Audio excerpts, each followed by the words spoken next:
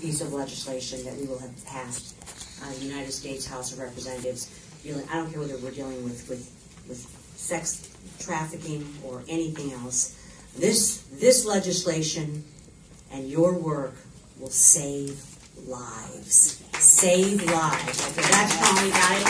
Thanks to Lisa. Thank you for organizing and all of you for being here today. We've got groups here that are involved in the grassroots organizations. As I said to some of you that I saw earlier today, I stand on your shoulders. We've got a lot of congressional staffers that are here, and I want to make sure that you guys are taking notes and taking names, because we want to make sure that we get all your bosses on the legislation here going forward.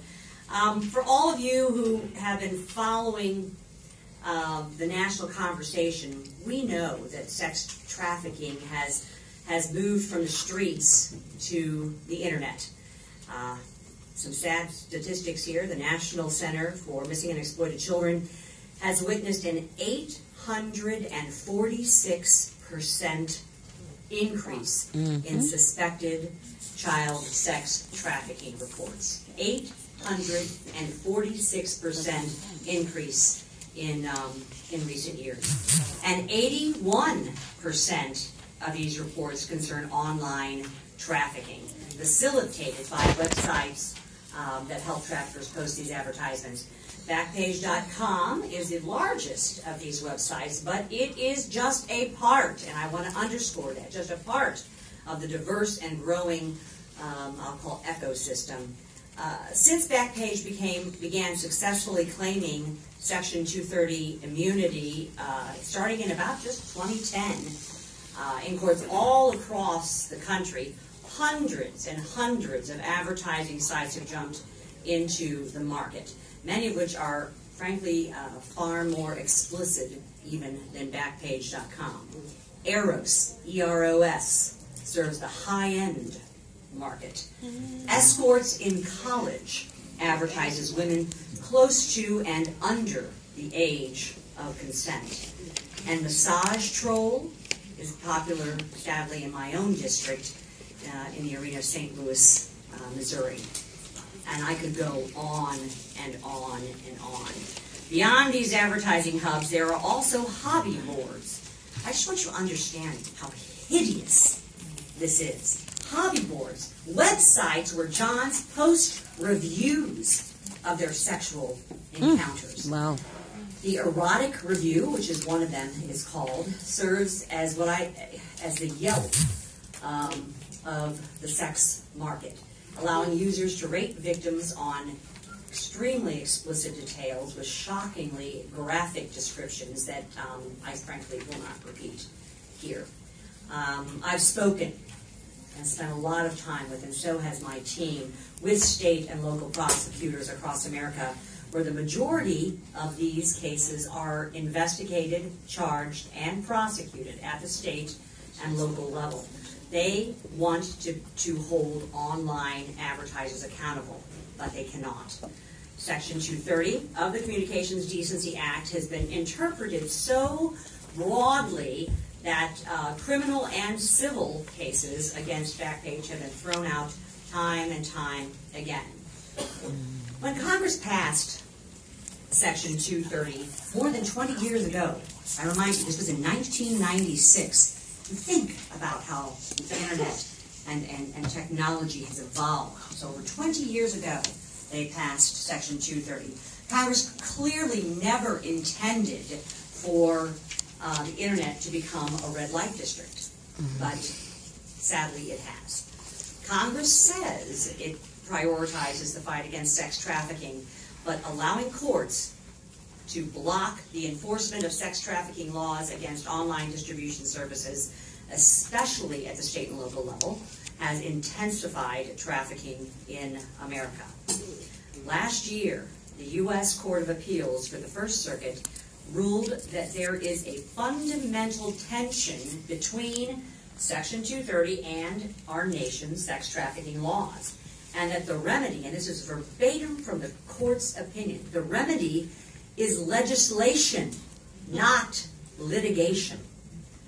Last month, a California judge ruled that, and I quote, if and until Congress sees fit to amend the immunity law, the broad reach of the CDA even applies to those alleged to support the exploitation of others by human trafficking.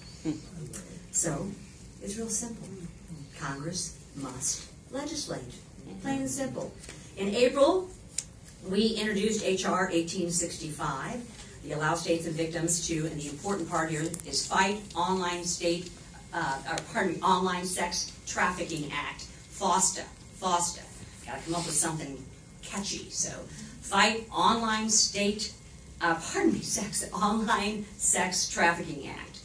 The bill very narrowly clarifies that the CDA does not protect websites that facilitate sex trafficking. Many of you know that sex trafficking is a form of slavery far older than our nation, frankly, but it has not always been a crime. Again, I want you to understand how important education and awareness is and how long it's taken us. So this has been around since before our nation was even created.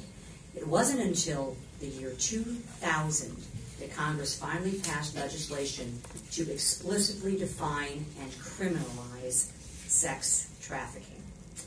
Then, it took until 2015, Congress then finally passed legislation to explicitly allow prosecutors to charge buyers of sex trafficking victims.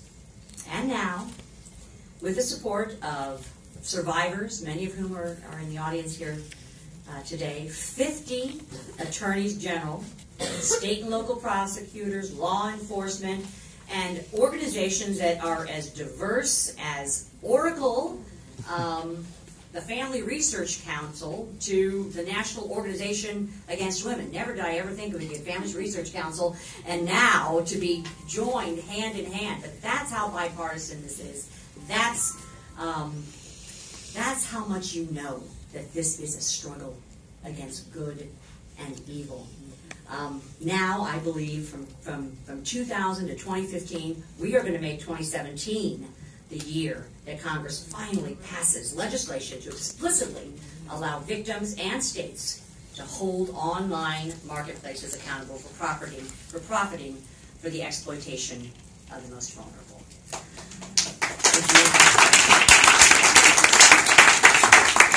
We have the momentum, ladies and gentlemen. We've got over 150 co-sponsors on FOSTA. We want to make sure that that number grows. We've got to get well above the 200 mark in order for that to happen. And as I said, this is a struggle against good and evil, plain and simple. So I look forward to the panel of speakers, and we'll deconstruct the resistance of the tech industry, who's frankly, at the end of the day, this is business, and it's all about money to them. It's about money, or it's about our sisters and our daughters and our grandchildren and our grandsons. That's what this is about. So I live for the day that we can defend the basic rights of all those who've been enslaved, regardless of whether they're sold online or offline. So I thank you. I thank you for your fight. All of you are heroes to me. Thank you for your courage. You make sure, you staffers, you get your bosses on board, or you'll be hearing from me, or you'll be hearing from all of them in this room too. So, so I thank you, and I'll turn it back over. Lisa, thank you.